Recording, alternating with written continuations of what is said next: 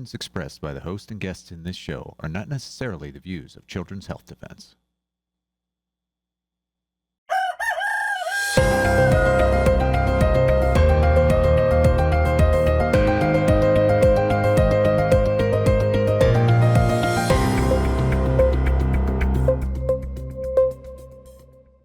Good morning, CHD. It is March the 1st, 2026. It's Sunday. Welcome to This Week. Well, normally with Mary Holland, she will be back next week, but this week standing in is Mack Rosenberg, our General Counsel at Children's Health Defense. Good morning, Kim. Good morning, Polly. Thank you for standing in for Mary. Happy to do that. Let's get straight on. It's Michael Nevadakis in The Defender. Policy shift of strategic omission. Trump radio silent on MAHA in the State of Union address. Some health and medical freedom advocates said President Donald Trump's failure to mention MAHA in his 1 hour and 47-minute State of the Union address may signal a shift away from the initiative's agenda to address chronic disease. Others suggest the omission was strategic and given this year's crucial midterm elections. What do you think, Kim? I think it was probably strategic. He had plenty of time to mention it, to take a few minutes to mention it if he wanted to.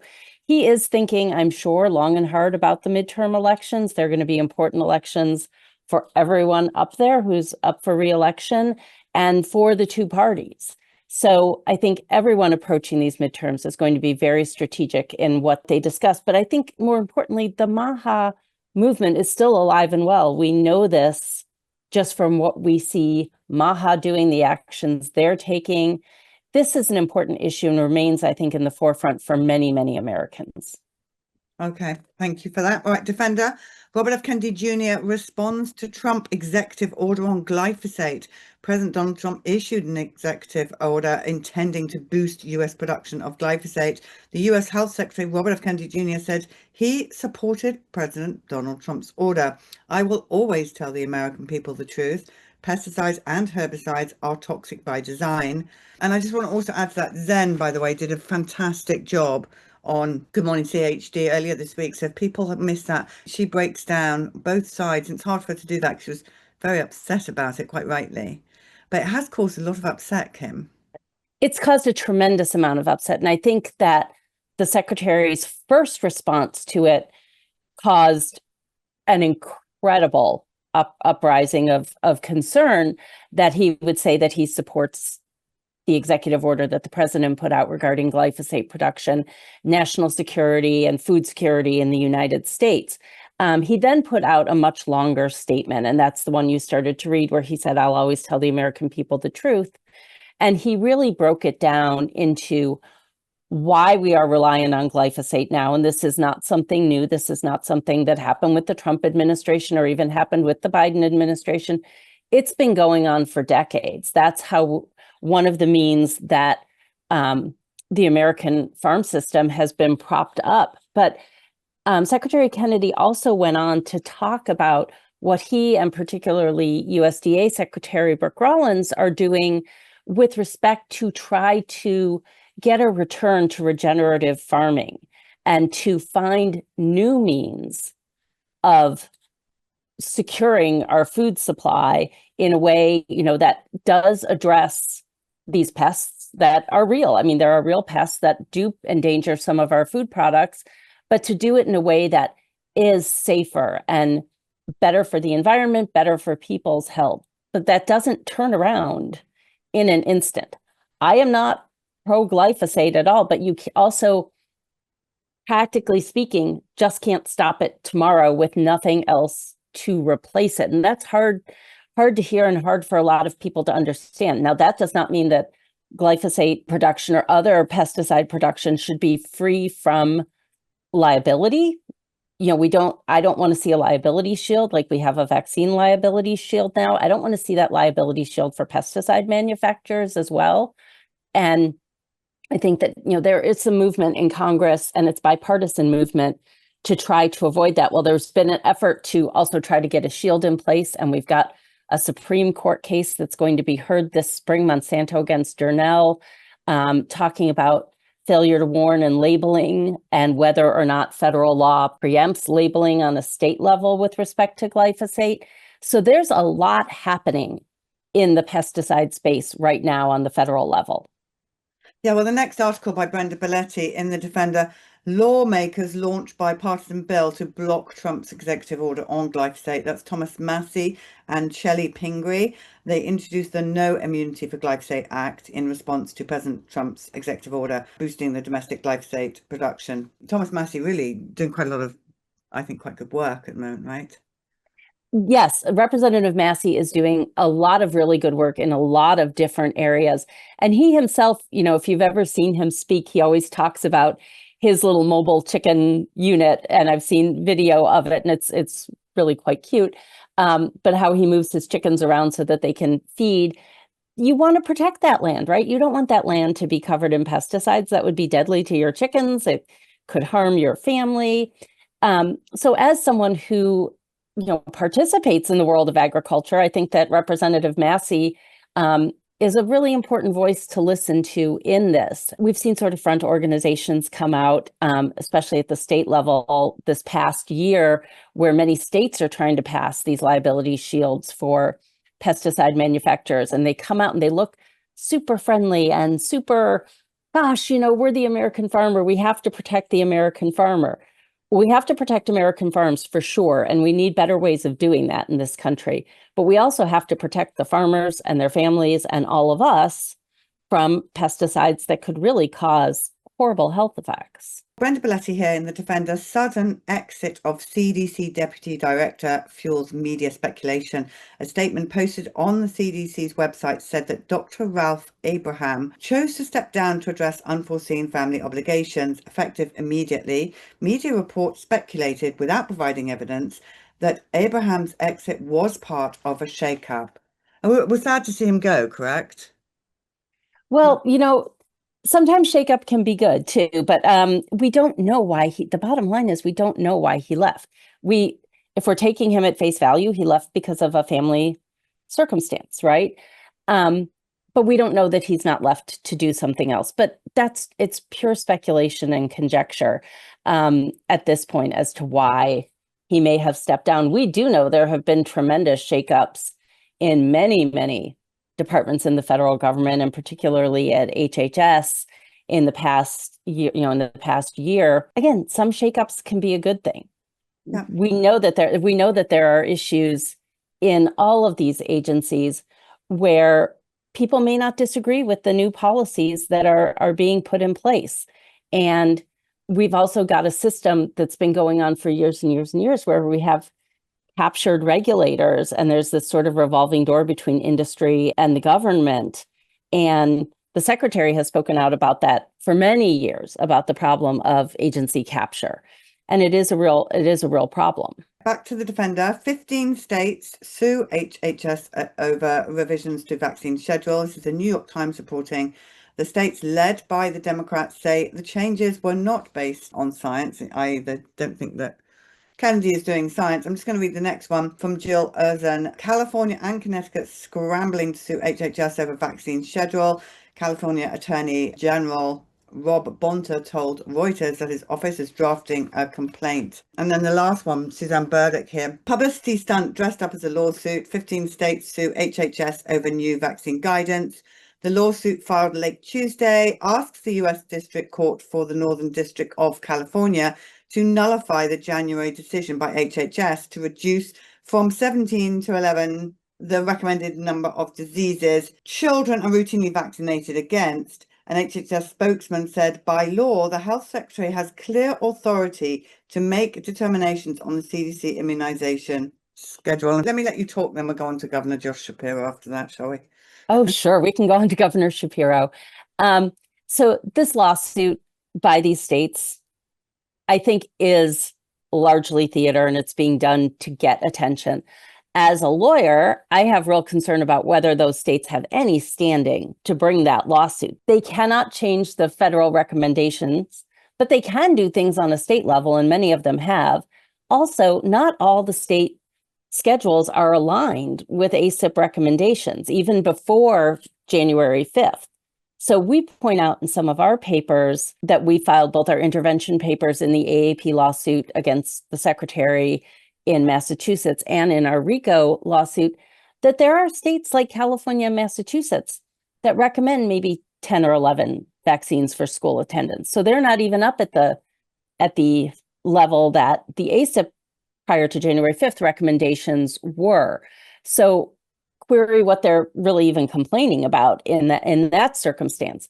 But there's also, for better or for worse, they are allowed to create their own schedule. So where is the harm to them if they can create their own schedules? And one of the interesting things even that Rob Bonta, who's the Attorney General for California, said is he apparently has expressed some concern about a total liability shield that's in place too.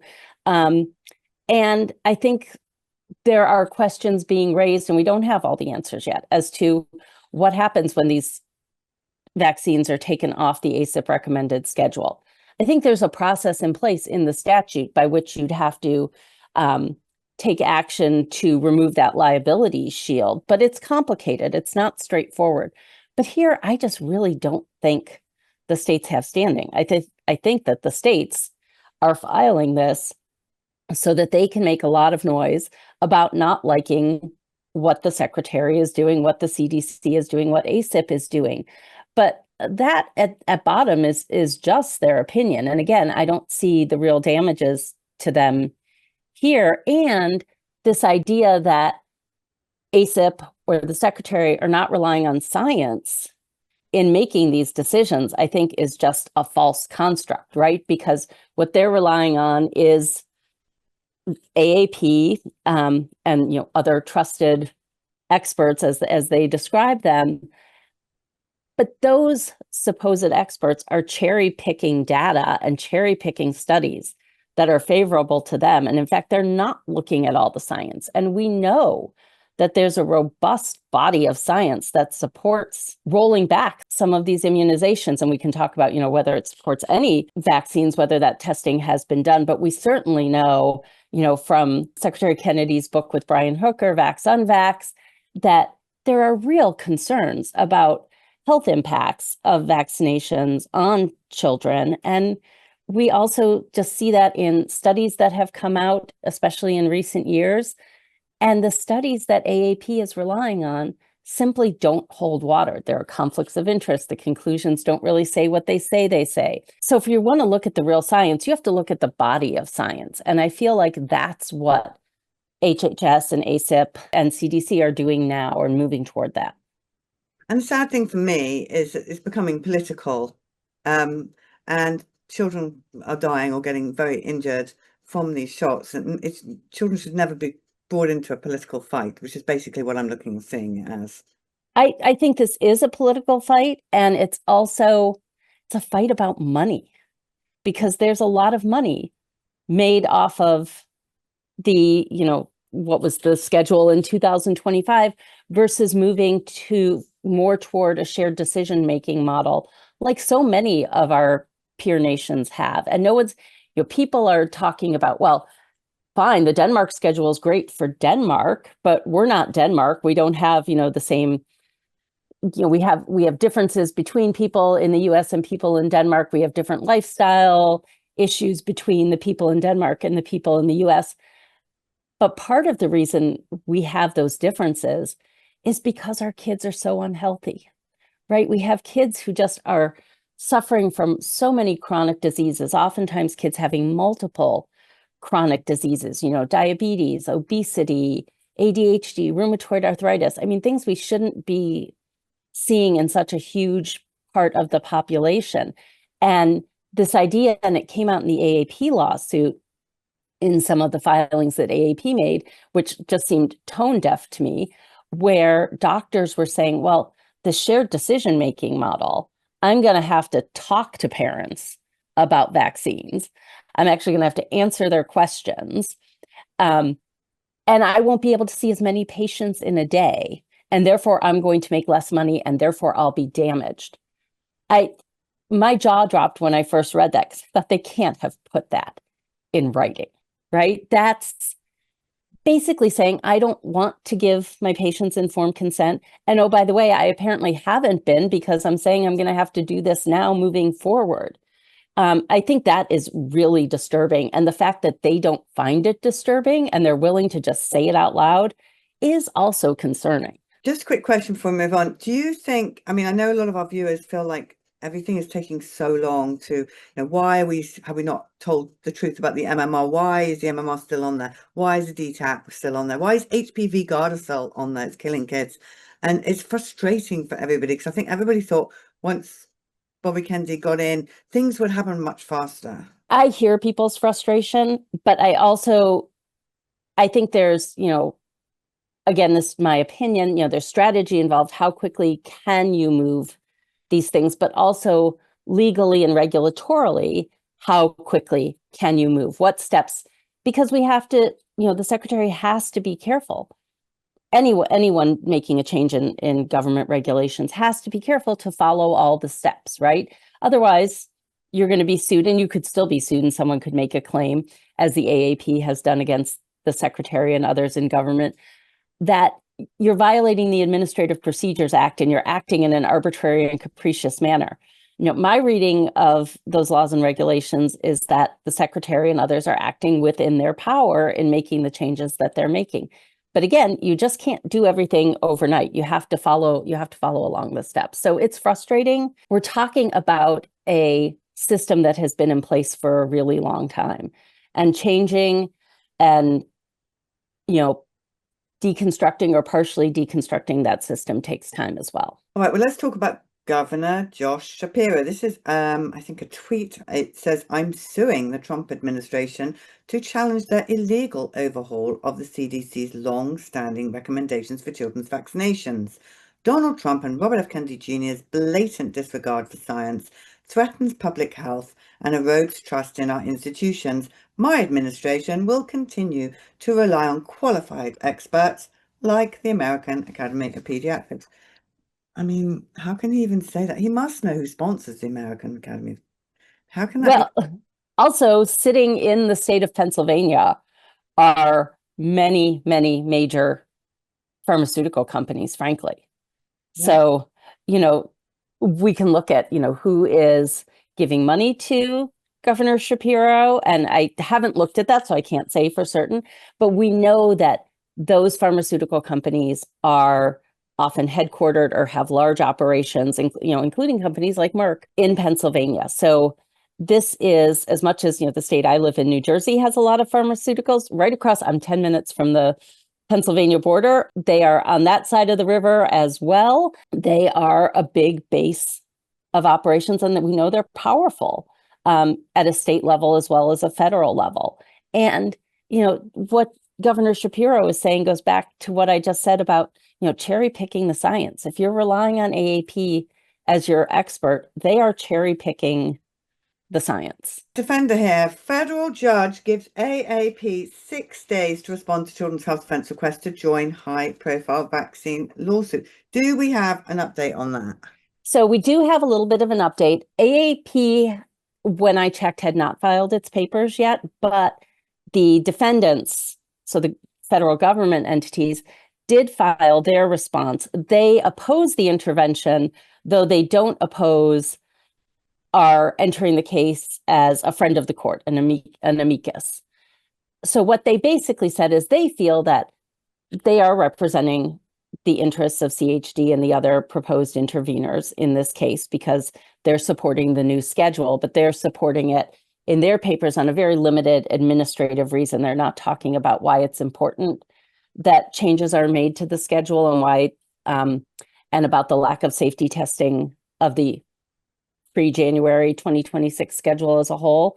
So they're not talking about that issue so much. They mentioned it a little bit in their oral arguments, but their focus is really a legal, regulatory, administrative focus. They also say that allowing us to intervene because we have different theories and we've made proposed claims against AAP will blow the whole case up because it should really just be an administrative case.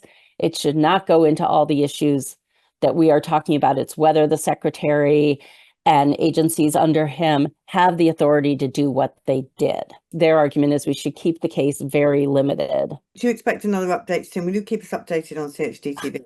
100%. Back to the defender. Concerning federal court again dismisses case of 24-year-old who died after the COVID vaccine. This is attorney Ray Flores, who represents the family of George Watts Jr., said he plans to appeal. Children's Health Defense is funding the suit. So what's going on there? So when this case was originally filed by Ray, and it's a PrEP Act case, and PrEP Act requires a 3-judge panel to determine motions in the case. So he filed the case. The Department of Defense moved to dismiss, which is not a surprise. The dismissal order, which took a long time to issue, came out with only one judge's signature on it.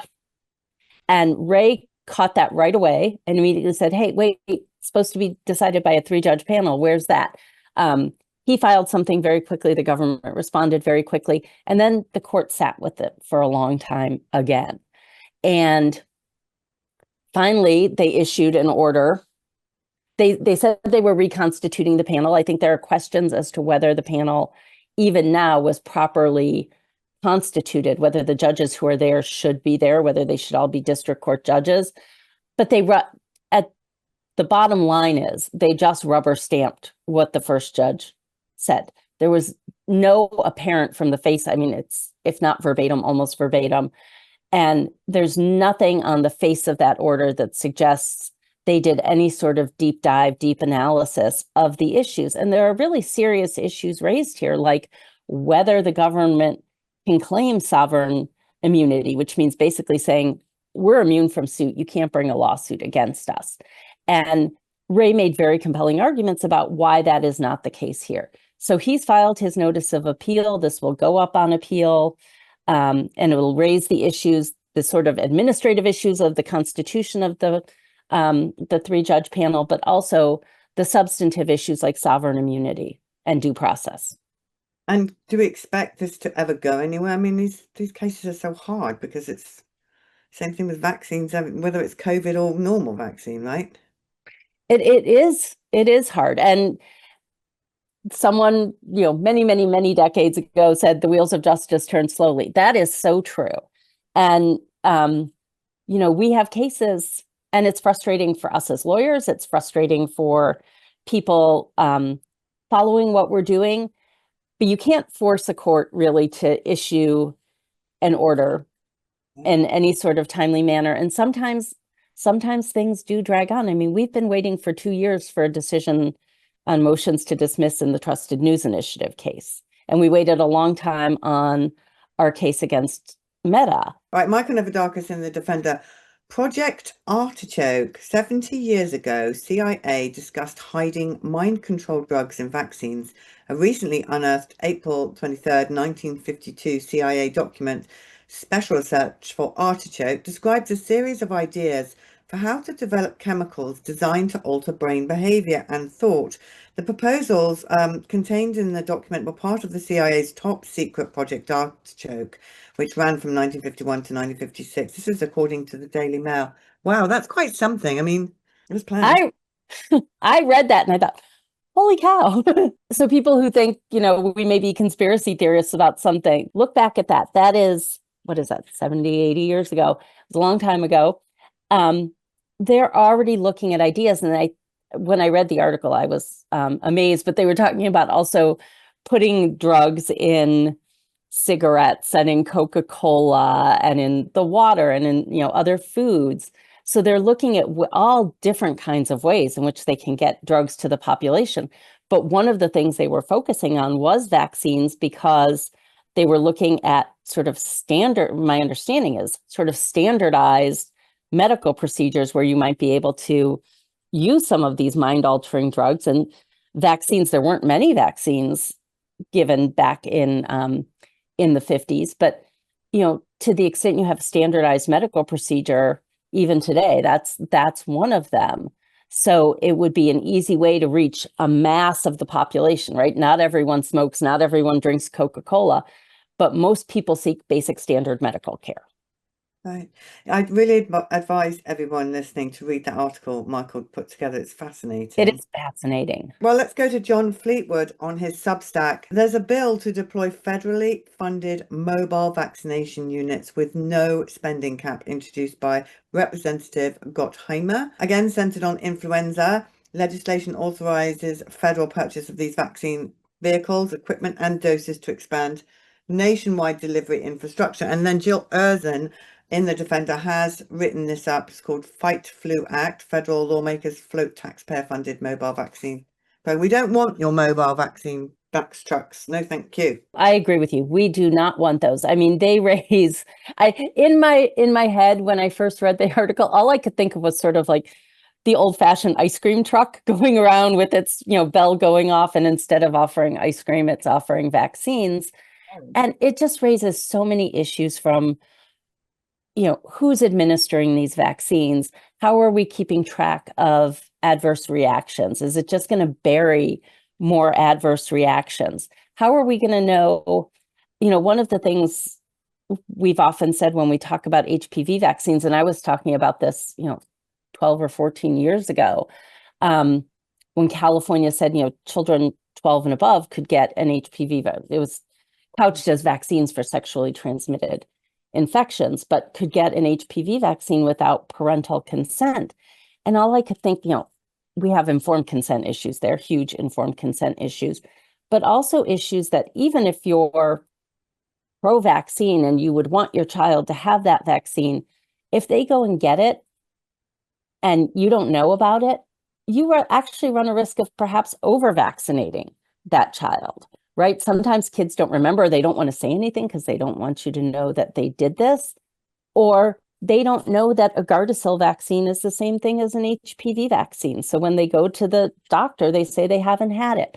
So I think there are real risks for everyone involved here. But I think, and risks of coercion, right? Here you have these mobile vaccine units set up. Are they giving incentives to people? How are we controlling this? How are we training the people who are administering these vaccines? What else are they offering at their mobile healthcare unit? And, but I think one of the key points to me is the thing I opened with. How are we having any sort of ability to know who may have been injured by these vaccines? Yeah, very disturbing. Suzanne Burdick in the Defender, 40 attorneys general urge Congress to tie online access to ID. If passed, the Kids Online Safety Act could ultimately tie a person's ability to access the internet to providing digital proof of their identity, according to privacy and free speech watchdog group Reclaim the Net.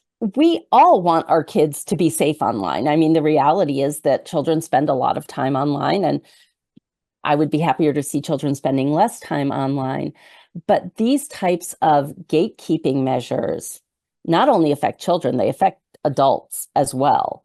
We're taking away access to legal sites to view online that we should have access to as a First Amendment right. So if the government is trying to take away our rights to access that, that's a problem. But it's also a problem of tracking and knowing people's identities, because they're talking largely about age gatekeeping, but age is tied to your identity. You're going to have to give some sort of proof of who you are, whether it's an ID card and you take a picture and upload a picture of your driver's license, your ID, whatever, or they're using some kind of other gatekeeping function. And then there's the real risk, whether the sites themselves are storing the data or if they're using a third party, because a lot of them do use third parties to do things like this. What if there's a data breach and all your data gets out there? I mean, there are really very serious questions. And again, we'll be tracking and surveilling people and looking at what they're doing online. Yeah, not good. And Catherine Austin-Fitz, of course, all over this every Thursday on Financial Rebellion. But that's our news for the week. Mack Rosenberg, thank you so much for standing in for Mary Holland. Oh, my pleasure. Happy to help anytime.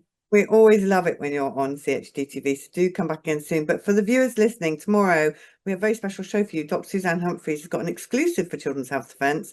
She's going to be breaking down whooping cough and some old-fashioned cures that she will just put up on the screen that she's found in literature books going back.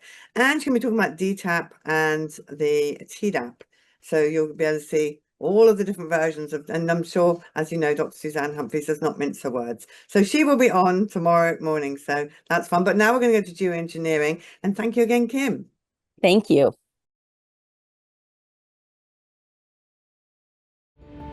And what about companies like Rainmaker? What's that about? What is that? Tell us about it. Paul knows the CEO of Rainmaker quite well. They've been in conversation for almost a year. Paul, take it. Augustus is the CEO, young CEO and owner, founder of Rainmaker Corporation, which is a cloud seeding company. Hey guys, I'm Augustus DeRico, the founder and CEO of the cloud seeding company Rainmaker. There was just a congressional hearing on weather modification, and we were brought up but not invited, so I thought I would just take the opportunity to clear a couple things up. Rainmaker does not conduct geoengineering or solar radiation modification to dim the sun and cool the planet down. We're a cloud seeding company, which means we work with natural clouds to help them precipitate more rain or snow. The American people, do they have the God-given right to clean air, clean water, clean crops? First of all, I and we at Rainmaker agree that everybody has a God-given right to clean air, clean water, and clean crops. And if you look at the state of our country right now, our forests and cities are on fire because we don't have enough water. Our crops and harvests are failing because we don't have enough water. Ecosystems throughout the US are collapsing because they don't have enough water. I'm going to the Great Salt Lake tomorrow. Google what the Great Salt Lake looks like. It could dry up entirely over the course of the next decade. What we want, what we think everybody in the country wants, is a future where we have enough water for our forests to be green, for our farms to be lush, and for kids to grow up swimming in the lakes that their parents did. That's basically the only thing that I care about right now, making more fresh water. They're working in a handful of states throughout the country to enhance precipitation. And Augustus is currently involved in the largest cloud seeding project in American history, in Utah specifically, where in the Bear River Basin, they are having major drought issues. Rob and I were just discussing this. He has some friends and family out in Utah who would absolutely love it if there was more snowfall taking place. So to answer your question, what is Augustus's role in all of this, or what is a company like Rainmaker's role in all of this? I've said from the beginning, from when I first saw Augustus giving testimony in the Florida legislature last year, for years we're talking about geoengineering and weather modification and trying to explain that it's happening. And we've used cloud seeding maybe as a conduit, if you will, to open up larger conversation about it, because people will agree, yeah, cloud seeding is happening. There's a history of cloud seeding that goes all the way back to the 1940s when General Electric, actually in Schenectady, New York, that's where they first performed the cloud seeding experiments over Mount Greylock in Massachusetts. This cloud is made up of liquid water droplets. They are not snow crystals as yet, but by taking a tiny piece of dry ice such as this and scratching it so a few tiny fragments fall into the supercooled cloud, long streaks develop just like the vapor trail from an airplane. These contain millions and millions of tiny submicroscopic snow crystals which grow very fast and assume exactly the same forms that natural snowflakes show in an ordinary snowstorm. This has been going on for a very long time, and Augustus shows up, and we're being told, that's a conspiracy theory, you're crazy, nobody's modifying the weather, nobody can control the weather. And then he's giving testimony in the Florida legislature explaining why they shouldn't ban geoengineering and weather modification. Cloud seeding is conventionally done with a chemical called silver iodide. It's LD50, so its lethal dose is 10 times higher than aspirin. And we're using about 50 grams per each operation. That's as much as can fit in the palm of your hand, right? That's less flour than is in a slice of bread. So the amount that accumulates into watersheds is in the parts per trillion after decades of operation, and we have data to prove that from programs that exist throughout the United States. This leads me into another point, which is the precedent that other states have set in cloud seeding permitting and licensing.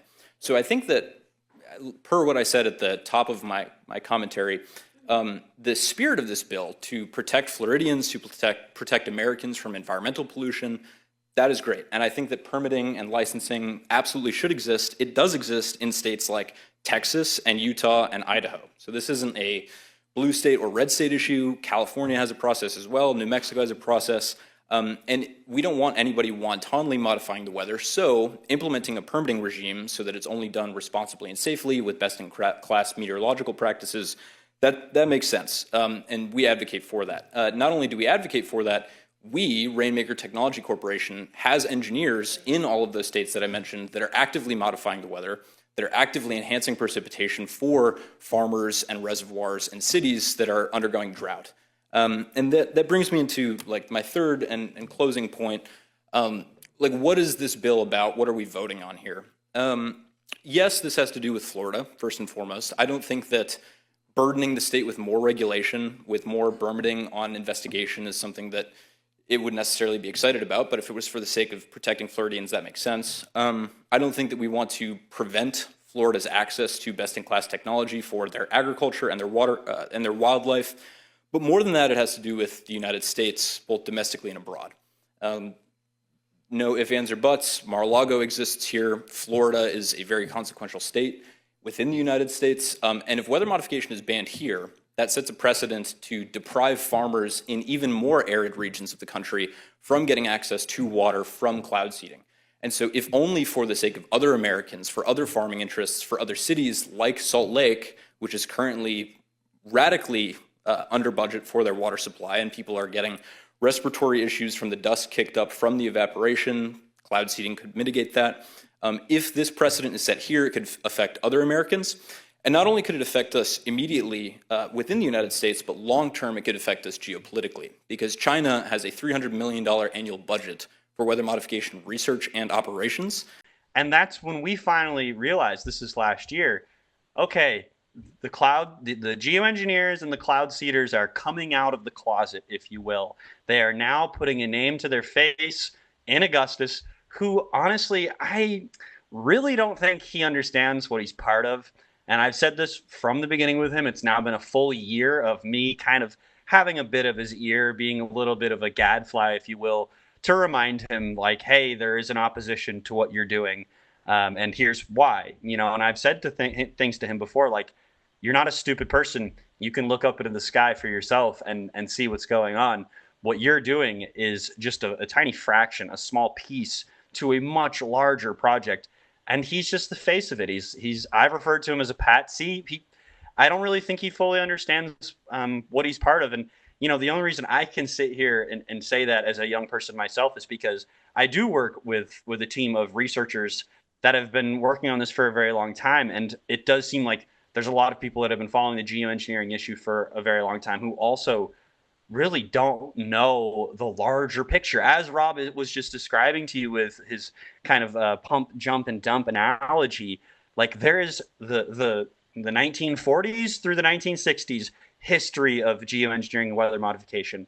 And then the 70s and the 90s and beyond, there's like different eras and different things that have happened and different technologies that have been birthed out of these crazy schemes. And Augustus and cloud seeding is just like this kind of old-fashioned version of it. Yeah, they're using drones, whoop-de-doo. There's more to it than that. But he's kind of like it's a very small piece of the puzzle to answer the question. And if I can just add two quick things. Geoengineering has a 100-year history, and cloud seeding is a 100-year-old technology. Putting silver iodide in the lower atmosphere with planes goes back to the 1930s and 40s, as Paul said. The second thing to say is that geoengineering, like so many of our modern digital technologies, is a dual-use technology. There is the Dr. Jekyll civilian side. Augustus Dorico gets trotted out with Rainmaker. We're just, cloud seeding to try and help the farmers. Meanwhile, there's the Mr. Hyde military secretive side, which is the bulk of these kinds of projects, these geoengineering projects. And that's what we spend a lot of time delving into and publishing about at our geoengineeringage.org. The largely clandestine military history and current projects in which weather has been weaponized.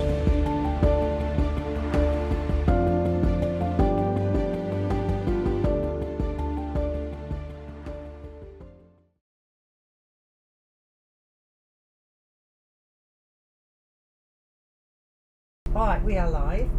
So tell us your name, please. I'm Cindy Carr. And this is about your mother and your aunt. Yes. And they were twins. Or you talk to them. They're identical twins, they were. And today's their birthday, they would have been 95. And they lived at a senior living place in La Jolla. Loved their life. loved everything they did. Yes. They're very classy, sassy women who enjoyed all of their friends and all of us family. We have a number of family here. Well, as it relates to this conversation, they both got the Pfizer shots, but it was the booster that really changed everything for them. It was January 14th, a Friday at 11 o'clock in the morning. They went to their senior living wellness area and received the Pfizer, mom in her right arm, and she said to Jackie, her sister, mom's Joyce, Jackie, boy, my arm is really hurting me. And we lived overseas in Saudi Arabia for a long, long time, and my mom and dad were there 35 years. We had lots of shots. My mom was no stranger to shots.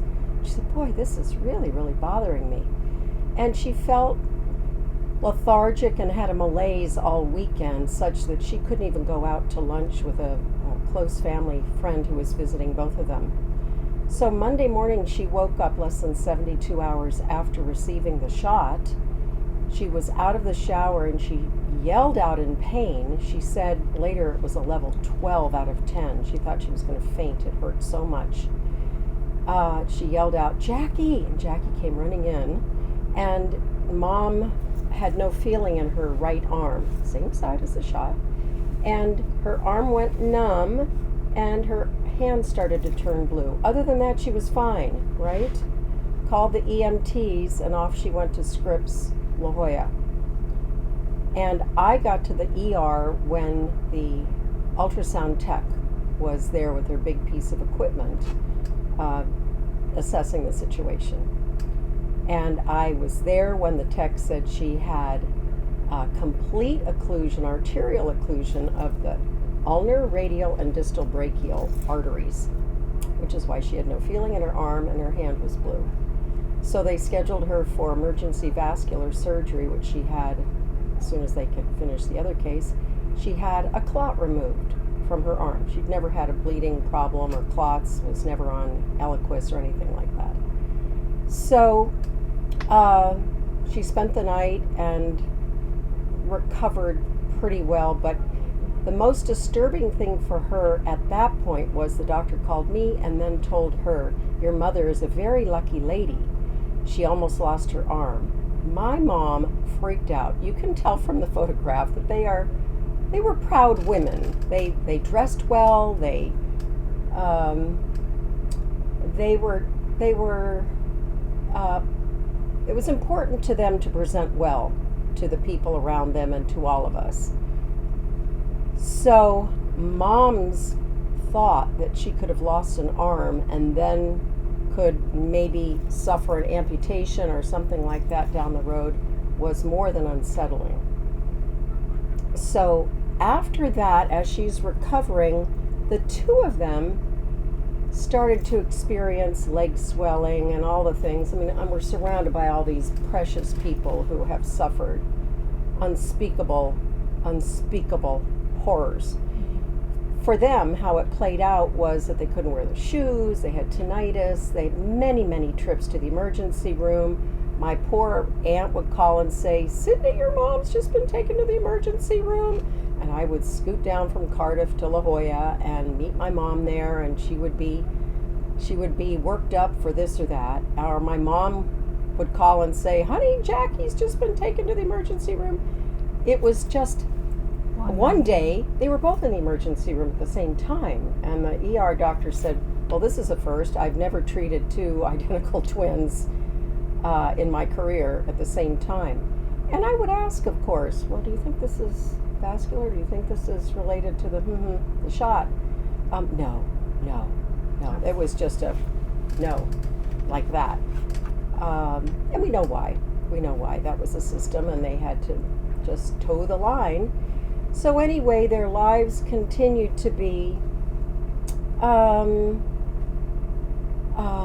pulled down and unpredictable is, I guess, the word I want to use. They never knew when the next trip to the emergency room was going to be and what it was going to look like. But hypertension, 220 over 145. They didn't have blood pressures like that. Spiky.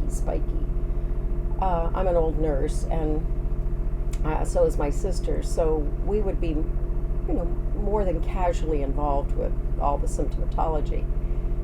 So it continued with all manner of, not just aches and pains. I can't shake this, is what they kept saying. We can't shake how we feel. And I went into this homeopathic, holistic kind of, okay, let's do this, and we'll try that, and we'll get you feeling better if only we can do this. And they were good sports. But in the interest of time, I will tell you that Mom had a stroke on August 10th. Now this is March 1st. August 10th, she was at their table where they ate in their apartment, and Jackie went to the bathroom, and she came back into the living room, and she said, Joyce, Mom was on the floor. She had just gone, fallen on the floor and was staring up at the ceiling and could hardly speak. A stroke had hit her left side, and she had left-sided weakness. So the EMTs came, took her off, and worked her up. Not just worked her up, the neurologist called me and said, we have an opportunity to do this procedure through the groin up to her brain. And my brother was able to show up. I was out of town for 48 hours. My brother showed up, and when my mom was asked, would you be willing to do this? She said, let's give it a shot. And she did. At 93. So this catheter was snaked up, and this clot was pulled out of her brain. And she recovered from that quite well, actually. She started up walking around the hallways with a walker. But really it was in skilled nursing where she received, and I'm just gonna tell the story the way I experienced it with her. She was discharged after 9 days in skilled nursing, and she had the discharge papers, passed all the tests, got back to her apartment, which is where she wanted to be, and it said she was given a medication for sleep and depression. Mom said, depression? I never had depression. Now, she was speaking fine at that point. She just had a stroke, and she was doing incredibly well. And I'll not go on and on about this, but that was the final blow to her. She went through withdrawal getting off that psych med for depression. She only wanted something to help her sleep. And at 94, the doctor in skilled nursing gave her this psych drug that had the side effect of drowsiness. And mom suffered immeasurably from that, going through withdrawal. And then her doctor at the follow-up appointment at Scripps, young, very pleasant, probably mid-30s, doctor said, you're at a very high risk for having another stroke, Joyce. And Mom, from that moment on, I know, was filled with terror. That's the word she used. She said, I can't live this way anymore. Whether it's a stroke, whether it's a clot in her arm, whatever it was. And she begged to be gone. At this age, she said, I've lived long enough, and she qualified for the medical assistance in dying cocktail because she was at a high risk for having another stroke because of the shots. But so she took it. She drank the cocktail in my living room. We arranged it. It was actually considering her wishes, not our wishes, her wishes. She said, I have to be gone. And the look in her eyes was so resolute. She said, I can't be here anymore. I can't do this anymore. She had been through, from 2022, so, closing in on 2 years of suffering, not being able to wear shoes and having drainage from her legs, clear liquid, just, what is this? Her body was not her body anymore, and her life was not her life, nor Jackie's. So she... was Jackie there? Yes, Jackie was... Yes, Jackie was a part of... So, 2 chairs in the living room, twin chairs, if you will, and a fireplace in the middle.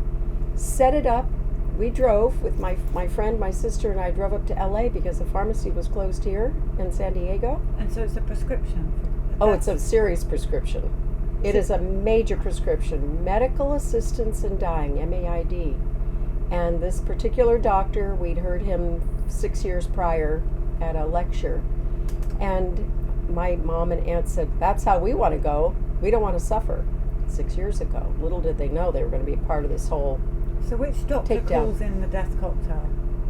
The doctor. There are other people who can do it. We knew the guy to call. So then you turn up at a pharmacy and you just pick it up? No, he called it in, and it turns out that Mom was so hell-bent on being done with it all that she didn't want to wait another day.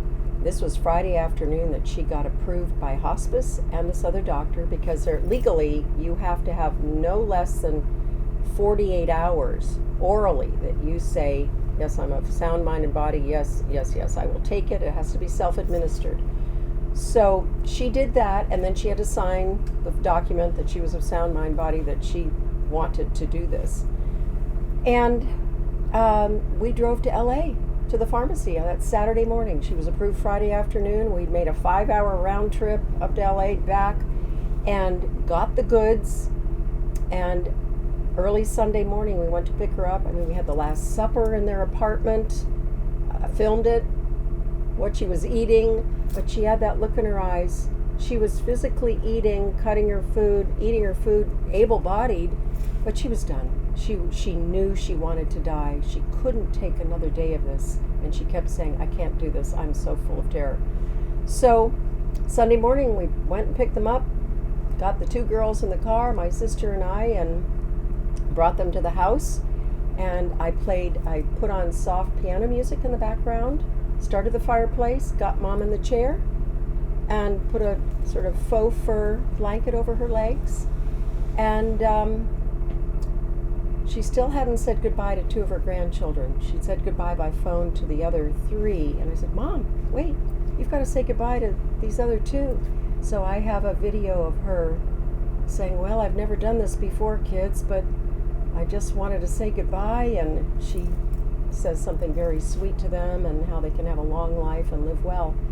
So she finishes that, and the doctor comes to the house, and my brother, sister-in-law, my aunt, her twin sister, is right next to her, and in the chair, and the cocktail gets mixed up. It's powder, but an hour before you have to take an antiemetic, 2 of them, total of 3 pills. So you take it an hour ahead of time before you take the self-administered cocktail. And he mixed it up for us. He didn't have to. We could have done it, but I got out my best Czech Republic crystal with the gold border. I got out the Waterford plate and candy cane. You need something like sorbet or peppermint or something. Apparently it tastes quite bad. So she has the candy cane, she's sucking on that, and we give her the drink, and she takes, you've got to drink it within 2 minutes. So she drinks, takes the candy cane, she doesn't say anything else, drinks it, and finishes it with candy cane, and then her eyes close, and then they open up one more time, and I'm standing behind her with my arms almost hugging her over the back of the chair, and she shuts her eyes again. And they told her it would be like anesthesia. She just wouldn't wake up. And that's exactly what happened. She shut her eyes, she just sat there, and then within a few minutes her breathing stopped, and probably within less than probably 12 to 15 minutes her heart stopped. But she was just sitting there. But before she drank the cocktail, Jackie, her sister, came over and said, oh, Joyce, how am I going to live without you? You're my best friend. I love you so much. And they'd always been together as friends. It was beautiful. It was loving. And it was so raw and real. So, anyway, what happened next? They had both decided years ago to do the body donation program at UCSD. But anyway, I asked Mom days before she died, I said, Mom, I know you don't necessarily believe in heaven, but she said, nobody's ever come back. And I said, well, they actually have, but they're called near-death experiences. And I think there are good reports on what you're likely to find on the other side. And I said, if you get there after you pass, can we have a little, like a little sign that you're in heaven? What would it be? Some people talk about butterflies or cardinals or pennies on the ground. What could our sign be together? And she said, champagne. So last night we were going to a class, my friend and I, and we gathered first before we went to Constitution class, just saying. And this woman was there at the restaurant, and I sat down next to her and I said, I like your t-shirt. It was a Veuve Clicquot t-shirt in the soft pink and the orange label, and champagne showed up the night before their birthday. Oh. Isn't that something? I don't know. You could make up stories about anything you want no, to, but it's comforting. I get it. And then Jackie, Jackie, cutting to the end of this, Jackie was miserable. She said the hole in her heart was getting bigger, not smaller, and she decided to have a procedure that she had postponed twice. It was an aortic valve procedure replacement. She had it done, had complications, and confessed later that she wished she had died on the table. She was ready to go. And the complications then led her to qualify for having a terminal illness. So she qualified for hospice, and she took the cocktail too. Were you with her as well? Absolutely. What a story. Yeah. But this all happened, all of this story happened because of Pfizer. Absolutely it did. And they wept being interviewed by a friend who's a videographer. They wept that they felt so betrayed. They were in the senior living place. It's lovely. I mean, what's not to like? It's as good as it gets, really. But they felt coerced, and that's the word they used. They felt coerced living in a community like that they had to get it. Even though they knew from me that this was not something that they wanted to step into, they told me after the fact. And Mom, the first time when she had the clot in her arm, she was lying on the gurney in the emergency room. She looked up at me terrified because she didn't have any feeling in her arm, and she said, honey, is this when you tell me I told you so? And I said, no, Mom, I would never say that. You did what you felt was the right thing for you, and I meant it. I could never say I told you so. But they had a mission, and that was to be out of their pain and misery, and they did it the best way they knew how.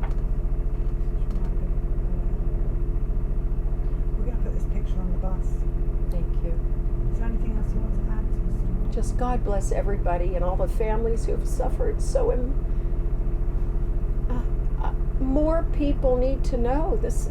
The word anecdotal doesn't even come close to this. For the non-believers, just sit in this room and listen to just some of these stories. I mean, I don't have to be convinced.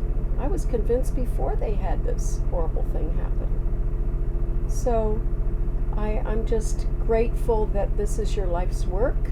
I'm grateful that you're continuing to do this, because there's no stopping us. No, we have to tell stories. I'm really sorry about that. I'm glad you've got your friend sitting right behind